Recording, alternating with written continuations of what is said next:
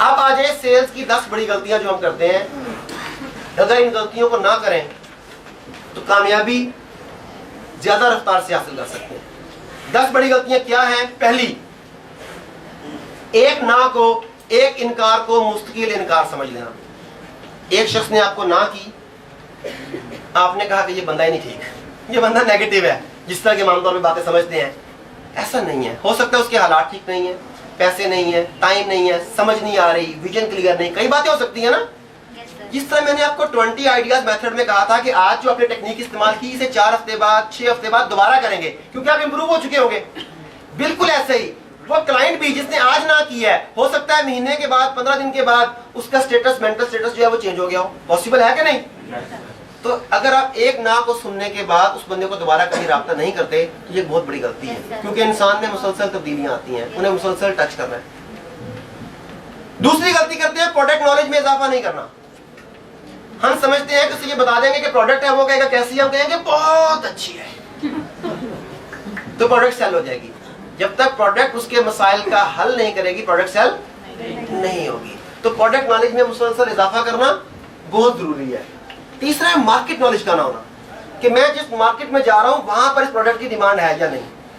जैसे अगर आप लोग मेरे कराटे की क्लास में आए, जहां मैं जवान लड़कों को ट्रेनिंग करवाता हूं कराटे की, वहां फिजिकल थेरेपी की बात करें तो वो मार्केट है आपके लिए? नहीं। मार्केट नॉलेज होना बहुत जरूरी है। अगला स्टेप, प्रोस्पेक्ट को समझने में गलती करना। बाज़ औक़ात हम उसकी जरूरियात को आइडेंटिफाई नहीं कर रहे, उसकी नीड्स को आइडेंटिफाई नहीं कर रहे, उसकी हॉट बटन्स को आइडेंटिफाई नहीं कर रहे, इस वजह से हमें ना हो रही होती है। तो प्रोस्पेक्ट्स को समझना, उसकी जरूरियात को समझना भी उतना ही जरूरी है जितना प्रोडक्ट नॉलेज होना जरूरी है। फिर है खरीदारों से बेहतर ताल्लुकात ना होना। बाज़ औक़ात हम एक टाइम सेल्स करके भाग जाते हैं, हमने सेल्स की, हमारा खुद बिलीफ नहीं होता, उसके बाद कॉल आई, हम कॉल अटेंड नहीं करते, फॉलो अप नहीं देते, जाके नहीं मिलते, ऐसी गलतियां होती है ना। जब क्लाइंट के साथ ऐसा ताल्लुक रखेंगे आप, तो फिर क्लाइंट आपके साथ अच्छा ताल्लुक रख सकता है? कभी भी नहीं। फिर एक बहुत बड़ी गलती, मुख्तसर सवालात नहीं पूछ पाते। आप देखें मेरा टोटल सेशन, मैंने सवालात पूछे हैं ना आपसे, उन सवालात के नतीजे में मैंने आपको नॉलेज दिया है, यही हुआ है। तो अगर हमारे पास सवालात पूछने का हुनर हो तो हम क्लाइंट के मुंह से उसकी जरूरियात को बुलवा सकते हैं। आपको ये सीखना होगा। अगर आज तक नहीं सीखा तो वेट मत करें। मैं रेकमेंड करता हूं, 2 प्रोग्राम है। एक प्रोग्राम उसका नाम है art of prospecting and objection handling. Prospect को मिलना कैसे है, जो उसने ऑब्जेक्शंस करने हैं, उन ऑब्जेक्शन को दूर कैसे करना है, उसकी वीडियो अवेलेबल है। वीडियो ले, देखें और आज के बाद एक नई जिंदगी शुरू करें।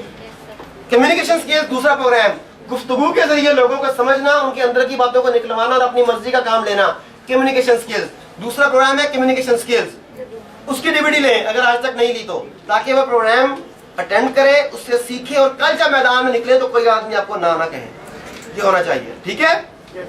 अगली गलती, पेशा वाराना तरबियत और प्लानिंग का ना होना। ट्रेनिंग नहीं ली, कामयाबी नहीं ली। यहाँ पर एक साहब मुझे मिले ब्रेक में, उन्होंने बताया कि मैं 2007 से इस कंपनी से वाबस्ता हूँ। कौन है साहब वो?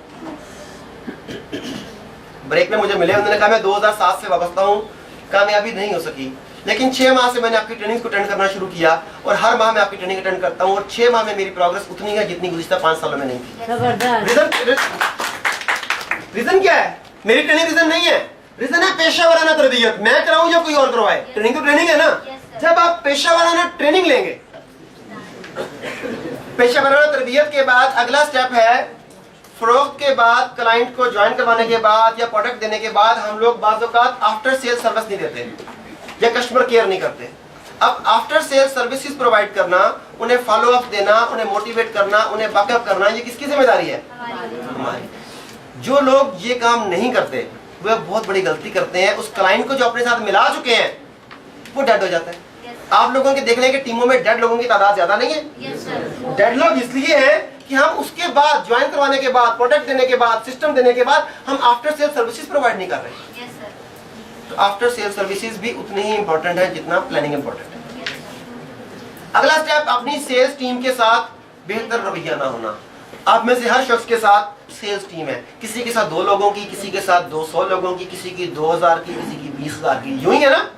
अच्छा, जो लोग समझते हैं कि क्योंकि अब मैं इस रैंक पर आ गया, यहाँ तक पहुंच गया, अब ये लोग काम कर रहे हैं, मुझे जाऊं ना जाऊं, मिलूं ना मिलूं, मुझे क्या फर्क पड़ता है। कुछ लोगों की गर्दन में सरिया भी आ जाता है ना, जिसमें कुदरत का असूल है कि जो चीज अकड़ती है वो टूट जाती है। यस सर, सही बात है। जो जितना फ्लेक्सिबल रहता है उतना ही जीता है। Yes sir. जब बच्चा पैदा होता है, देखिए वो इतना ज्यादा फ्लेक्सिबल है कि जिधर मर्जी उसका हाथ मोड़ लो, टांग मोड़ लो, पता नहीं चलता। यही है ना? Yes sir. जैसे जैसे बच्चा बड़ा होता जाता है, आप कहते हैं जवान हो रहा है वगैरह वगैरह, उसके जिस्म की लचक खत्म होती जाती है। ऐसे ही है ना? Yes sir. फिर बंदा बूढ़ा हो जाता है, फिर वो उससे झुका नहीं आता, वो रुकू नहीं कर पा रहा, सजदा नहीं कर पा रहा, बैठा नहीं जा रहा, वो कहता है कि भाई मेरी कमर में दर्द कर रहा है, मैं झुक नहीं सकता। ये मसले आते हैं ना, लचक और खत्म हो जाती है। फिर जब बंदा मर जाता है तो फिर बिल्कुल अकड़ जाता है। तो जितनी ज्यादा फ्लेक्सिबिलिटी आपके अंदर, मेंटल या फिजिकल, उतने ज्यादा आप अलाइव हैं, और जितने ज्यादा आप अकड़े हुए हैं उतना मौत के करीब है। सही बात है। तो अकड़े हुए ना रहा करें। Yes sir.